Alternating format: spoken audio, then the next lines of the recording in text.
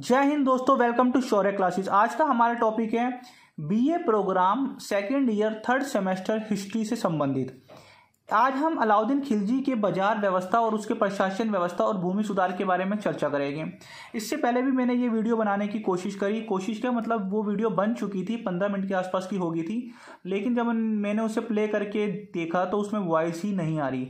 इसीलिए ये मैंने अंडरलाइन पहले से ही कर दिया था, क्योंकि मैंने एक बार अभी इस पर वीडियो बनाई थी। अब मुझे फिर से वो सब चीज़ दोबारा बोलनी होगी। तो आइए हम शुरू करते हैं। तो आज का हमारा टॉपिक ये इतना इम्पॉर्टेंट है क्योंकि ये third semester BA program second year में ये क्वेश्चन बार बार देखने को मिलता है। तो प्लीज़ प्लीज़ प्लीज़ इस वीडियो को आप 1 से 2 बार अगर देखोगे तो आपके 20 नंबर पक्के हो जाएंगे, चाहे क्वेश्चन कुछ भी आ जाए। वैसे क्वेश्चन आता है अलाउद्दीन खिलजी के बाजार व्यवस्था का उल्लेख कीजिए या अलाउद्दीन खिलजी के आर्थिक क्रियाओं का उल्लेख कीजिए। तो आइए हम शुरू करते हैं। सबसे पहले हम यह बात करते हैं दिल्ली सल्तनत की। दिल्ली सल्तनत क्या था भाई? दिल्ली सल्तनत की स्थापना 1206 से 1526 के बीच में की गई है। जी हाँ, दिल्ली सल्तनत में कुल 5 वंश आए। पहले था ममलूक वंश, दूसरा था खिलजी वंश, तीसरा था तुगलक, फिर चौथा सैयद, पांचवा लोधी वंश। ये मैंने इसलिए लिखा है ताकि आपको एक भूमिका समझ में आ जाए। मेन आपका आंसर अभी आगे आएगा, मैं आपको सिर्फ ये समझाने के लिए लिख रहा हूँ।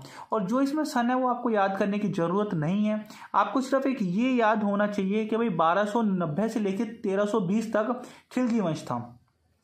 आपने सुना होगा इल्तुतमिश के बारे में, आपने कुतुबुद्दीन के बारे में सुना होगा, आपने रजिया सुल्तान के बारे में सुना होगा, और आपने बलबन के बारे में। वो सारा गुलाम वंश में था जिसको हमको नहीं पढ़ना। हमें सिर्फ इस वाली वीडियो में खिलजी वंश के बारे में पढ़ना है।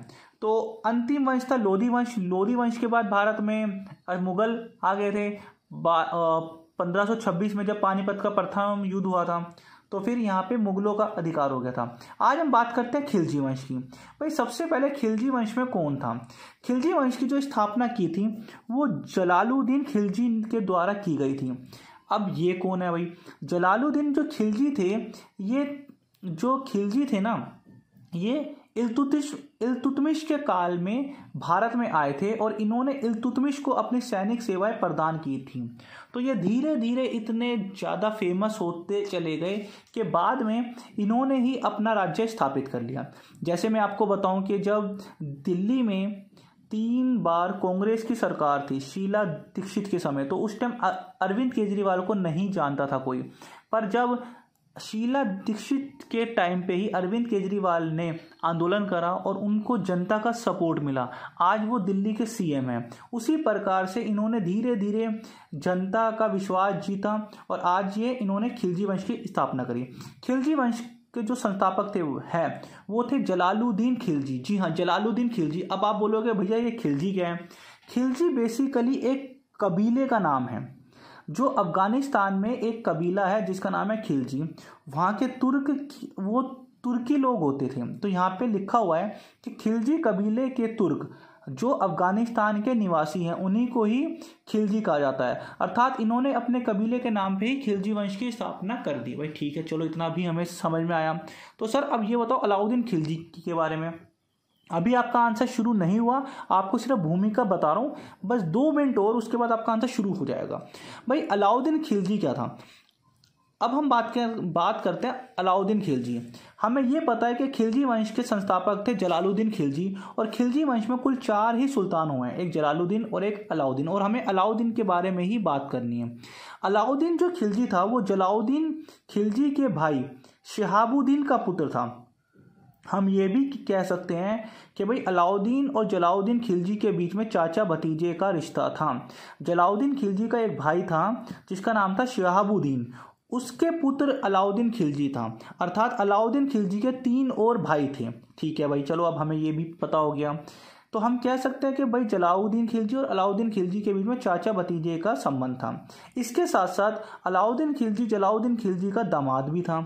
जी हाँ, जलालुद्दीन ने अपनी पुत्री की शादी अलाउद्दीन खिलजी से कर दी थी। तारीख थी 19 जुलाई 1296। अलाउद्दीन खिलजी ने अपने आप को सुल्तान घोषित कर दिया कि भाई अब से मैं ही दिल्ली का सुल्तान हूँ। ऐसा उसने क्यों करा? आपने एक मूवी देखी होगी पद्मावती या फिर पद्मावत, मलिक मोहम्मद जैसी के द्वारा पद्मावत लिखा गया है। तो उसमें भी ये दिखाया गया है कि अलाउद्दीन खिलजी जब साउथ की विजय करके आ रहा था तो बहुत सारा सोना लेके आया। तो उसको ये हुआ भाई अब कि जलालुद्दीन खिलजी एक तो बूढ़ा हो गया, ऊपर से ये मेहनत करता हूँ मैं और लेके ये चला जाता है, क्यों ना इसी को ही मार के पूरा साम्राज्य में हड़प लूँ। इसीलिए मूवी में भी कुछ ऐसा ही दिखाया गया है कि भाई अलाउद्दीन खिलजी ने धोखे से अपने चाचा जलालुद्दीन खिलजी को मनिकपुर बुलवा कर उसका कत्ल कर दिया। अब आपको ये कहानी समझ में आई। अब बनता है अलाउद्दीन खिलजी दिल्ली का सुल्तान। जी ठीक है, ये हमें समझ में आ गया। अब हम बात करते हैं भाई, जब वो सुल्तान बनता है तो जलालुद्दीन खिलजी का पुत्र क्या उसे एक्सेप्ट करेगा? बिल्कुल नहीं करेगा। क्या जनता एक्सेप्ट करेगी? बिल्कुल नहीं करेगी। क्यों? क्योंकि उसने अपने सुल्तान का कत्ल कर दिया। जब जनता एक्सेप्ट नहीं करेगी, जब उसका पुत्र भी एक्सेप्ट नहीं करेगा, तो और उस टाइम जो अमीर थे उन अमीरों ने भी विद्रोह करना शुरू कर दिया कि भाई कैसे उसके खुद के भतीजे ने ही जलालुद्दीन की हत्या कर दी। इसीलिए अलाउद्दीन के समय अनेकों विद्रोह हुए। तो उन विद्रोह को दबाने के लिए अलाउद्दीन खिलजी ने एक मंत्री परिषद की एक मीटिंग को बुलाया और उसने उस मंत्री परिषद की मीटिंग में ये बोला, भाई जो इतने विद्रोह हो रहे हैं आप कारण पता लगाओ क्या क्या हो रहे हैं। ठीक है जी। तो भाई मंत्री परिषद जाते हैं और विद्रोह के बारे में पता लगाते हैं कि इतने सारे विद्रोह क्यों हो रहे हैं।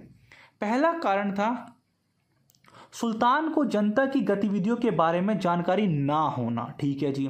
जब सुल्तान को जनता की गतिविधियों के बारे में जानकारी ही नहीं होगी तो कोई भी विद्रोह होगा तो सुल्तान को पता ही नहीं होगा। ठीक है। दूसरा था शराब का प्रयोग करना।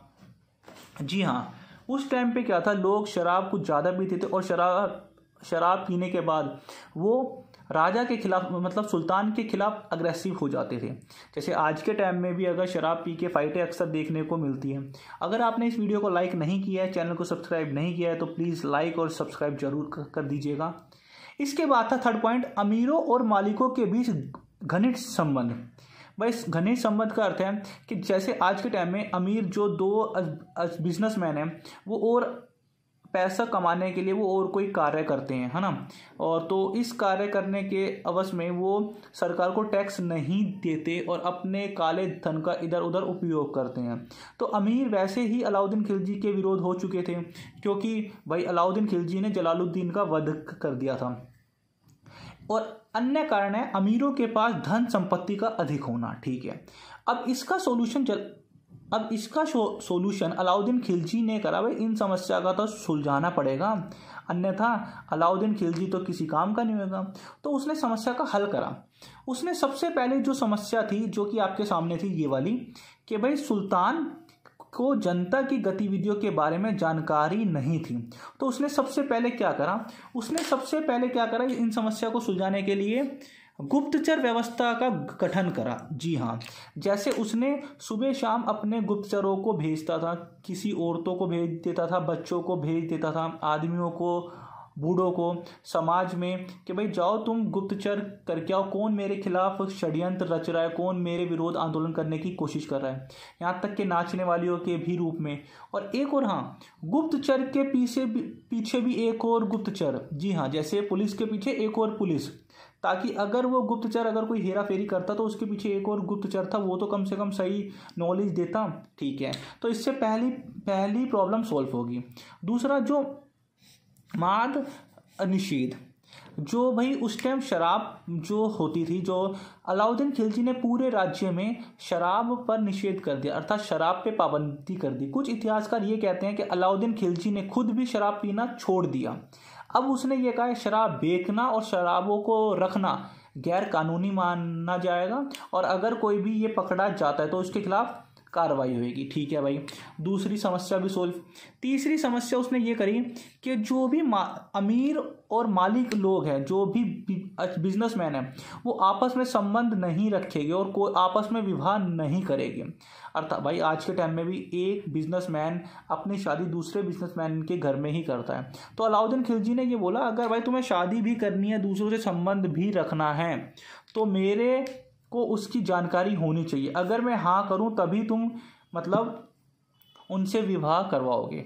साथ के साथ राजकीय अनुदान, पुरस्कार, वक्त की भूमि सबको अलाउद्दीन खिलजी ने हड़प लिया। राजकीय भूमि और अनुदान क्या होती है? पुराने टाइम में क्या था कि राजा सुल्तान खुश होके अमीरों को या किसी भी व्यक्ति को कुछ भूमि दान में कर देता था। जैसे सपोज करो मैं किसी को बोलता हूँ भाई ठीक है सीपी आपका हो गया, करोल बाग आपका हो गया, या फिर दिल्ली आपका, यूपी आपका, ठीक है। इससे एक व्यक्ति वो बहुत ज़्यादा अमीर हो जाता। अब अलाउद्दीन खिलजी ने क्या करा, जिनको भी पुरस्कार के रूप में भूमि दी गई थी उनसे ले ली वापस, साथ ही साथ जो राजकीय अनुदान था उनसे भी वापस ले लिया गया। जैसे आज सरकार अनुदान भी देती है, अब उनसे वापस ले लिया गया। इससे क्या हुआ कि अमीरों के पास जो संपत्ति थी वो बिल्कुल कम हो गई, ठीक है। अगला पॉइंट है कि सबको खालसा भूमि में बदल दिया उसने। जो अमीरों की भूमि भी जो उनको दी हुई थी वो उनसे लेके खालसा भूमि में कन्वर्ट कर दी। अब आप बोलोगे भैया खालसा भूमि क्या है? खालसा भूमि उस भूमि को कहा जाता है जो कि सरकार के अधीन होती है या जो सुल्तान के अधीन होती है। सुल्तान के अधीन जो भूमि होती है वो खालसा ही भूमि होती है, अर्थात उस पर जो भी टैक्स आएगा वो सारा सुल्तान का होएगा। एग्जाम्पल के लिए अगर मैं ये बोलूँ कि दिल्ली के जो सेंट्रल दिल्ली है या जो सीपी वाला एरिया है, अगर मैं ये बोलूँ कि आप वहाँ पे अपना कोई फ्लोर या फ्लैट खरीद लो तो आप नहीं खरीद सकते, क्योंकि वो सरकार की भूमि है, वहाँ पे आपका कोई अधिकार नहीं हो सकता। आप सिर्फ वो उसको किराए पे खरीद सकते हो, ठीक है जी। अब हम बात करते हैं, अभी ये आपका जो मेन आंसर है ना अभी आने वाला, ये एक भूमिका है। हो सकता है आपसे ये पूछा जाए अलाउद्दीन खिलजी के भूमि सुधार। अगर हम भूमि सुधार की बात करते हैं तो भूमि सुधार में उसके क्या थे, अलाउद्दीन खिलजी ने भूमि की पैमाइश करी। भूमि की पैमाइश का अर्थ है कि भाई उसने ये कहा कि हमारे पास एक्चुअल भूमि कितनी है। भाई जैसे मैंने ये बोल दिया कि यूपी है, पश्चिम बंगाल है, कोलकाता है, लेकिन वो कितने एकड़ में फैला है, कितने किलोमीटर में फैला है, ये नहीं पता था। तो अलाउद्दीन खिलजी ने सबसे पहले भूमि की पैमाइश कराई और उस पैमाइश के ऊपर लगान वसूला, ठीक है जी। और लगान जो वसूलते थे वो भूमि की पैमाइश के अनुसार होता था, अर्थात भूमि की क्वालिटी के आधार पे। जैसे जो सबसे अच्छी भूमि है, एक होती है बंजर भूमि, एक होती है चचर, एक होती है पोलज। ये सब वर्ड आपको याद नहीं रखने, ये सिर्फ मैं आपको समझाने के लिए बता रहा हूँ। आपका जो मेन आंसर है अभी आने वाला है, ये भी आपका हो सकता है शॉर्ट नोट्स में आ जाए। तो ठीक है, उसने भूमि से 50% तक कर वसूलने की कोशिश करी। इसके लिए उसने एक अलग से एक दीवान ए मुस्त खैराज को भी नियुक्त करा, जिसका काम था भाई भूमि से करवर को इकट्ठा करना, मुस्तक राज, ठीक है। इसके साथ ही साथ भारत का प्रथम मुस्लिम शासक अलाउद्दीन खिलजी था, जिसने भूमि की वास्तविकता आय पर टैक्स लिया, अर्थात जो भूमि की कैपेसिटी जितनी ज़्यादा अधिक है उससे उतना ज़्यादा टैक्स। जैसे सपोज करो अगर मैं एक पोश कॉलोनी में या एक अच्छी लोकेलिटी में कोई शॉप परचेज करता हूँ और वहाँ का किराया मात्र 2000 रुपये ही रखूँ तो ये गलत होगा। उस एरिया के अनुसार वहाँ का किराया लाखों में होना चाहिए। तो अकॉर्डिंग टू एरिया, वहाँ मतलब अकॉर्डिंग टू भूमि, वहाँ से वैसे ही उन्होंने कर लिया, ठीक है। अब ये शायद ये आपको समझ में आ गया होगा। इसके साथ साथ उन्होंने मकान पे भी कर वसूला और चराई भूमि पे भी कर लिया, जैसे आजकल हाउस टैक्स होता है, ठीक है।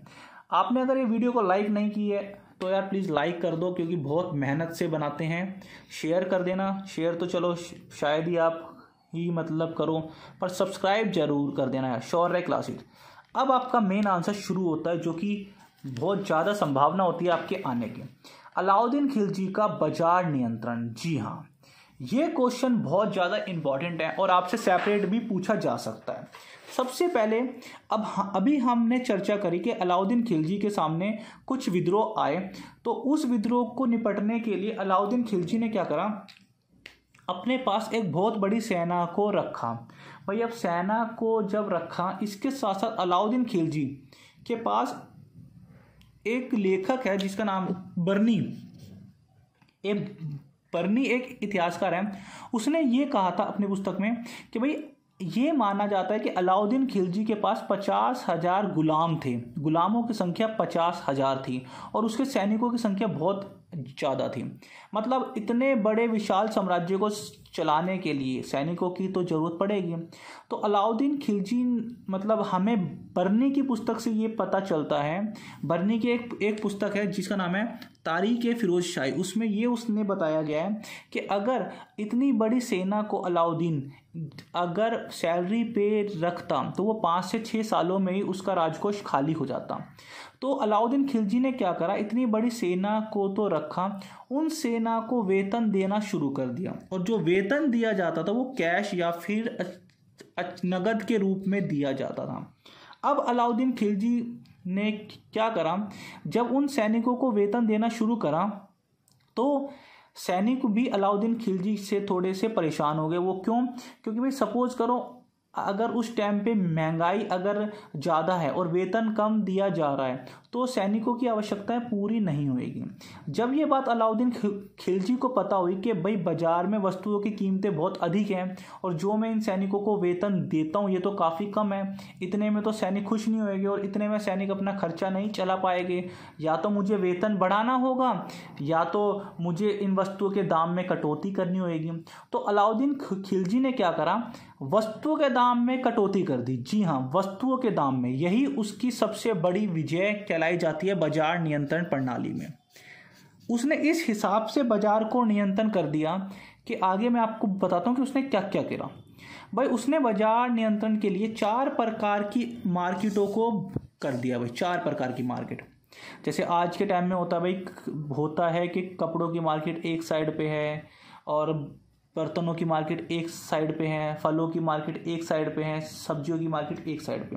उसने 4 प्रकार की मार्केटें खोल दी। सबसे पहली थी मंडी, जिसको गल्ला बाजार के नाम से जाना जाता है, ये अनाज की मंडी थी। दूसरा है रस्ल-ए-आदल, जिसमें कपड़ा, चीनी, मेवा आदि की मार्केट थी। थर्ड थी घोड़े की, दासों की और पशुओं की मार्केट। फोर्थ थी शेष वस्तुओं के और छोटे बड़े चीज़ों की मार्केट। इन सभी मार्केट के ऊपर सरकार का नियंत्रण था। जी हाँ, सरकार का नियंत्रण। अब मैं आपको बताता हूँ कैसे। अलाउद्दीन ने मूल्य नियंत्रण की नीति को लागू करा। जी हाँ, दिल्ली सल्तनत का पहला सुल्तान वही था जिसने मूल्य नीति को लागू करा। और इसके लिए उसने क्या करा, इसके लिए उसने अपने सबसे वफादार जो व्यक्ति था जिसका नाम था मलिक काफूर को नियुक्त करा, और मलिक काफूर को ही बताया कि भाई बाजार का अधिरक्षक अब मलिक काफूर ही होगा और वह सभी व्यापारियों पर नियंत्रण रख सकेगा। मतलब मलिक काफूर ही सभी व्यापारियों पर नियंत्रण रख सकेगा। बाजार से संबंधित कोई भी गतिविधि होती है तो वो मलिक काफूर ही देखेगा। ठीक है। इसके साथ साथ अलाउद्दीन खिलजी ने राशन व्यवस्था भी लागू करी। ये राशन व्यवस्था, जैसे कि कोविड में, जैसे एग्जाम्पल भारत में अभी कोविड आ गया था तो सरकार ने राशन व्यवस्था लागू की थी। क्यों? क्योंकि लोगों के पास काम धंधा तो था नहीं, तो सरकार ने उन गरीबों की भी मदद करी जो कि नौकरियां जिनकी छूट गई हैं, जिनके पास अब खाना नहीं है। इसीलिए अलाउद्दीन खिलजी ने केवल अकाल के समय में राशन व्यवस्था उपलब्ध कराई। अब उसने जो किया था, जैसे मंडी और गल्ला बाजार, उसने क्या करा, सभी चीज़ की कीमत को निर्धारित कर दिया। जो चीज़ पहले मान लो एग्जाम्पल के लिए 100 रुपये थी, अब उसकी कीमत 20 रुपये कर दी। अब हम यहाँ पे जानते हैं कि क्या क्या उन्होंने कीमतों में कमी करी। इसके साथ ही साथ उस टाइम पे कोई भी बाजारी या कोई भी व्यापारी अगर कोई भी वस्तु कम तोलता, जैसे सपोज करो आप 4 किलो आटा लेने जाते हो या फिर 4 किलो या 1 किलो दाल लेने जाते हो, और अगर दुकानदार क्या करता है, 1 किलो की जगह वो 800 ग्राम आपको दाल दे देता है और 200 ग्राम का घाटा कर देता है, मतलब आपके साथ छल कपट कर देता है, तो उसके लिए भी एक व्यक्ति को रखा गया था। अगर सुल्तान को ये पता हो जाता कि कोई भी व्यक्ति या कोई भी बिजनेसमैन या कोई भी व्यापारी घाटा कर रहा है या फिर चालबाजी कर रहा है या फिर वस्तुओं के जो वेट है उसको कम तोल रहा है, तो उसके शरीर से उतने किलो ही मांस निकाल लिया जाता। सपोज करो अगर कोई व्यक्ति 1 किलो शक्कर लेने किसी शॉप पे गया है और दुकानदार ने 900 ग्राम शक्कर ही दी है, 100 ग्राम का उसने घाटा, मतलब 100 ग्राम की हेरा फेरी कर दी। अगर ये बात सुल्तान को पता होगी या फिर या फिर मलिक कफूर को भी पता होगी। तो उस दुकानदार के शरीर से 100 ग्राम मांस को निकाल लिया जाता था। इतनी अच्छी और इतनी सख्त व्यवस्था थी, इसीलिए कोई भी दुकानदार उस टाइम पे चालबाजी नहीं करता था, हेरा फेरी नहीं करता था। फिर अलाउद्दीन खिलजी ने क्या करा, जो मंडी तथा जो गल्ला बाजार था उसमें सब चीज़ की कीमत को फिक्स कर दिया, अर्थात कम कर दिया। जैसे गेहूँ भाई प्रतिमन जैसे 7.5 जीतल प्रति मन, जो प्रतिमन जो गेहूं था उसकी कीमत थी 7.5 जीतल। आपको ये 4-5 चीज़ें याद करनी होगी अगर आपको एग्जाम में अच्छे मार्क्स चाहिए, और ये काफ़ी इंपॉर्टेंट है। 1 से 2 बार आप वीडियो देखोगे आपको समझ में आ जाएगा। जो की कीमत थी 4 जीतल प्रतिमन, ऐसे ही जो चना था उसकी 5 जीतल प्रतिमन, चावल की 5 जीतल प्रतिमन, शक्कर 1.5 जीतल प्रतिमन, मक्खन, घी, नमक, सरसों का तेल 1 जीतल प्रतिमन। जैसे आज के टाइम में होता है ना भाई, 100 रुपये, 500 रुपये, 700 रुपये, 1000, 2000, 1 लाख, उसी प्रकार से उस टाइम पे जीतल चलता था। ठीक है, इसके बाद हम बात करते हैं, बस ये ख़त्म होने वाला है, 5 मिनट की हो रहे हैं और आपको काफ़ी अच्छी तरह समझ में आ जाएगा। इसके बाद हम बात करते हैं, जैसे दूसरा बाजार था यहाँ पे, अभी हमने बात करी थी मंडी की, अब हम पढ़ेंगे सर-ए-आदल की या फिर सराय-ए-आदल।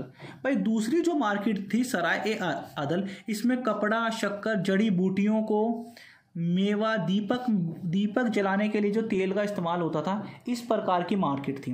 इसमें क्या था, कपड़ा सस्ता नहीं था जबकि गेहूं सस्ता था। जी हाँ, उस टाइम पे कपड़ा काफ़ी महंगा था और गेहूं अभी हमने पीछे पढ़ा कि 7.5 जीतल प्रतिमन था। और अगर हम कपड़े की बात करते तो एक चादर 10 जीतल में आती थी। जी हाँ, तो हम देख सकते हैं कि उस टाइम पे कपड़ा काफ़ी महंगा होता था।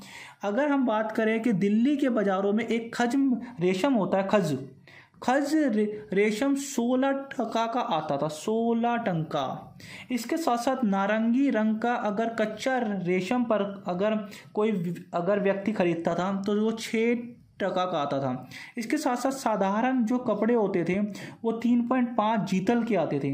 तो अभी हमने देखा कि भाई जीतल में भी और टके में भी उस टाइम पे आदान प्रदान किया जाता था। आज के टाइम पे जैसे रुपए हैं और जैसे 500 रुपये, 1000 रुपये, 1 लाख, इस प्रकार से हैं, है ना। तो उस टाइम पे घोड़े तथा दासों के लिए भी अलग से बाजारों की व्यवस्था की जाती थी। उस टाइम पे कहा जाता है कि अलाउद्दीन खिलजी ने घोड़ों की नस्लों के आधार पे घोड़ों को अलग अलग कैटेगरी में बांट दिया था। इससे पहले के सुल्तान क्या करते थे, जो भी घोड़े होते थे ना भाई, क्या वो अच्छी क्वालिटी के हो, क्या वो मीडियम के हो, सभी को एक साथ ही रख देते थे। इससे पता नहीं होता था कि जब भी युद्ध होता था तो वो सभी घोड़ों को एक साथ लेके चले जाते थे और युद्ध में कोई घोड़ा हल्का साबित होता, कोई ज़्यादा तेज नहीं दौड़ पाता, तो इसलिए वो सेना हार जाती। तो अलाउद्दीन खिलजी ने क्या करा, घोड़े की नस्लों के आधार पे घोड़ों का वर्गीकरण करा। पहली अच्छी किस्म की नस्ल, दूसरी, सेकंड और थर्ड। जो सबसे अच्छी किस्म के नस्ल के घोड़े थे वो 100-120 मतलब वो टके के थे। जो सेकंड जो क्वालिटी के थे वो थे 80 से 90 और जो थर्ड के थे वो 60 से 70 टके के में। तो हम कह सकते हैं आज के टाइम में जैसे जो सबसे बढ़िया कार होती है, गाड़ी होती है, वो सबसे ज़्यादा कीमती होती है, फिर उससे कम थोड़ी एवरेज होएगी और जो सबसे कम वो आप सभी जानते हैं। इसके साथ ही साथ अलाउद्दीन खिलजी ने दासों का व्यापार भी करा। बर्नी ने अपनी पुस्तक में लिखा है कि अलाउद्दीन और खिलजी के पास खुद के 50,000 के आसपास दास थे। उस टाइम जो दास होते थे वो मार्केटों में खरीदे बेचे जाते थे, जैसे आजकल हम मार्केट से सब्जी वब्जी खरीदते हैं ना, उसी प्रकार से। घर में काम करने वाले दासों को 5 से 12 टके में खरीदा जा सकता था। आप अनुमान लगा सकते हो कि उस टाइम इंसानों को खरीदा और बेचा जाता था। इसके साथ साथ जो दासी होती थी वो 20 से 40 टके तक खरीदी जाती थी। इन दासों से आप कुछ भी कार्य करा सकते थे। सुंदर व युवा दास जो होते थे वो 20 से 30% में खरीदे जाते थे। इसी के साथ साथ जो अयोग्य दास होते थे वो 7 से 8% में खरीदे जाते थे। अब आपको समझ में आ रहा है, अगर आप ये चीज़ भी एग्ज़ाम में लिख के आ जाते हो पॉइंटों में तो आपको एग्जामिनर काफ़ी अच्छे नंबर देगा। इसी के साथ साथ यार आपने अभी तक लाइक तो किया नहीं तो प्लीज़ लाइक तो कर दो, और हाँ सब्सक्राइब भी नहीं करा तो कम से कम जो लाल वाला बटन है उसके साथ सब्सक्राइब तो कर दो यार। अब आपके सामने आता है पशु बाजार, बस ये लास्ट पेज है और फिर ये फिनिश हो जाएगा। पशु बाजार, अभी हमने बात करी कि भाई अनाज व्यवस्था कैसे थी, दास व्यवस्था कैसे थी। अलाउद्दीन खिलजी ने पशुओं के लिए भी एक अलग से बाजारों की व्यवस्था की थी।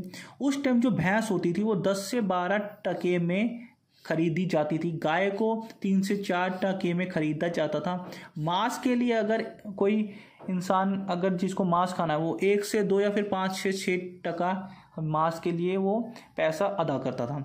इसके साथ साथ मोटी बकरी या भेड़ की 10 से 14 जीतल में उनको खरीदा जाता था। अब ये थी सारी अलाउद्दीन खिलजी के बाजार व्यवस्था से संबंधित बातें।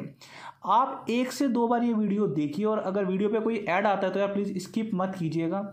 आपके 5-10 सेकंड से शायद इस चैनल को और ज़्यादा ग्रो मिल जाएगी, ठीक है।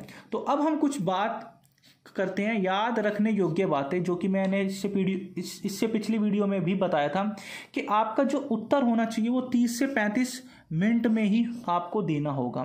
हर एक उत्तर मतलब 35 से 40 मिनट के अंदर अगर आप एक उत्तर कर देते हो, आपको 3 घंटे का टाइम मिलता है, तो आपके 5 आंसर अटैम्प्ट हो जाएंगे। इसके साथ साथ लगभग 500 शब्दों में उत्तर दीजिए। अब भाई कुछ लोग कहते हैं भैया 500 शब्द कितने होते हैं, हम ऐसे एग्जाम में भाई वर्डों को गिनेंगे थोड़ी ना। तो जैसे कि एक पेज है आगे का, इस आगे के पेज पे 120 से 135 शब्द आ जाते हैं। अगर इसको आप आगे पीछे, ये जो एक पेज है आगे पीछे अगर आप इसको करते हो तो इसमें 220 से 250 शब्द आ जाते हैं। इसी प्रकार से अगर आप आगे पीछे के 3 पेज भर देते हो तो वो 500 से पार हो जाता है। पर 3 पेज सफिशिएंट होते हैं कि अगर आप 3 पेज भरते हो आगे पीछे मिला के वो 6 पेज हो जाएंगे। तो आपको इस प्रकार से उत्तर करना है, और कोशिश करो कि अपने उत्तर को हमेशा पॉइंटों में लिखा करो। Answer should be in point. और हाँ, कम से कम 4 उत्तर तो आपको करके आने हैं। कुछ लोग ये बोलते हैं कि सर हम 3 आंसर करके आ गए, हम पास हो जाएंगे क्या। मैंने कहा पास होने की पॉसिबिलिटी तब हो जाती है जब आप कम से कम 4 आंसर अटैम्प्ट करते हो। 80% तो कम से कम अटैम्प्ट करो। कुछ लोग होते हैं कि भाई 2 आंसर अटैम्प्ट करके आए हम पास हो जाएंगे, ऐसा बिल्कुल भी नहीं होता। आपको कम से कम 80% अटैम्प्ट करना ही है। और अगर हाँ आप 5 आंसर अटैम्प्ट करते हो, 5 आंसर लिखते हो, तो इससे बढ़िया तो बात ही नहीं है कोई। और कोशिश करो कि आप जो एक आंसर जो आपका पूरा होता है वो शॉर्ट नोट्स में से ज़रूर करो। तो अगर ये आपको वीडियो पसंद आया तो यार अभी तक आपने लाइक नहीं करा, लाइक ज़रूर कीजिएगा।